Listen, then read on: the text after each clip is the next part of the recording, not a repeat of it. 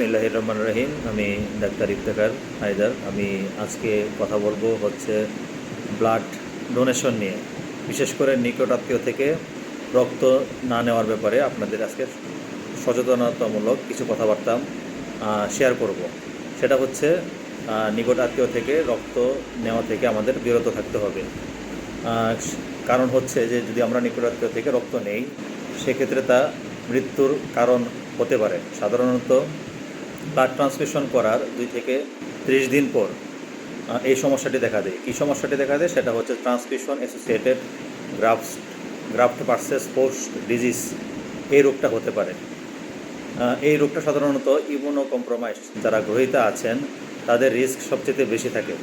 তবে দৃশ্যত সুস্থ গ্রহীতার ক্ষেত্রেও রেয়ারলি এমনটা ঘটতে পারে। এর বিস্তারিত ব্যাখ্যা দিতে গেলে অনেক আসলে সময় সাপেক্ষ ব্যাপার বলা হয়ে থাকে যে নিকটাত্মীয়ের সাথে রোগীর HLA ম্যাচিং থাকায় আপনার রক্তে থাকা টি সেল, যেটা প্রতিরক্ষা কোষ হিসেবে ডোনারের রক্তে থাকে, টি সেলকে সে নিজের বা সেলফ হিসাবে মনে করবে, তাই তাকে কিছু করবে না। কিন্তু ডোনারের যে টি সেল আছে সেক্ষেত্রে রোগীর শরীরে প্রবেশের পর রোগীর দেহকোষগুলোকে নন সেল বা ফরেন হিসাবে মনে করবে এবং বিভিন্ন অঙ্গের কোষ, বিশেষ করে স্কিন, লিভার এবং বোন মেরু, সেক্ষেত্রে তাদেরকে ফরেন হিসাবে মনে করবে এবং তাদেরকে ধ্বংস শুরু করবে। এতে মৃত্যুর সম্ভাবনা উন্নত বিশ্বে প্রায় 90%-এর বেশি। তবে এই ঘটনাটা 1%-এর কম ক্ষেত্রে ঘটে থাকে। কিন্তু যেহেতু এর মৃত্যুর হার এই ঘটনাটা ঘটলে প্রায় 90%-এর উপরও, সেহেতু যার ক্ষেত্রে ঘটনাটি ঘটবে তার ধরে নেওয়া যায় হচ্ছে যে মৃত্যু অবধারিত। তাই নিকটাত্মীয়র রক্ত অবশ্যই অ্যাভয়েড করতে হবে।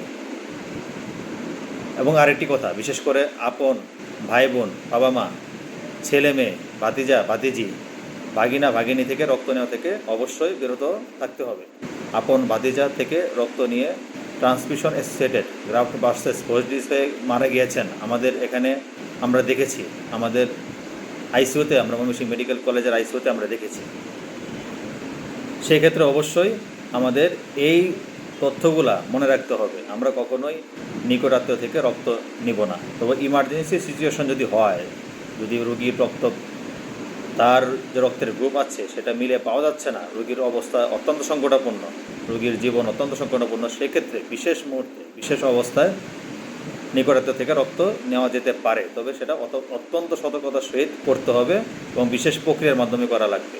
সর্বশেষ একটাই কথা, জরুরি প্রয়োজন ছাড়া কোনো সময় নিকটাত্মীয় থেকে রক্ত নেবেন না। নিজের আপন ভাই বোন, বাবা মা, ছেলে মেয়ে, ভাতিজা ভাতিজি, ভাগিনা ভাগিনী থেকে রক্ত নেওয়া থেকে বিরত থাকুন।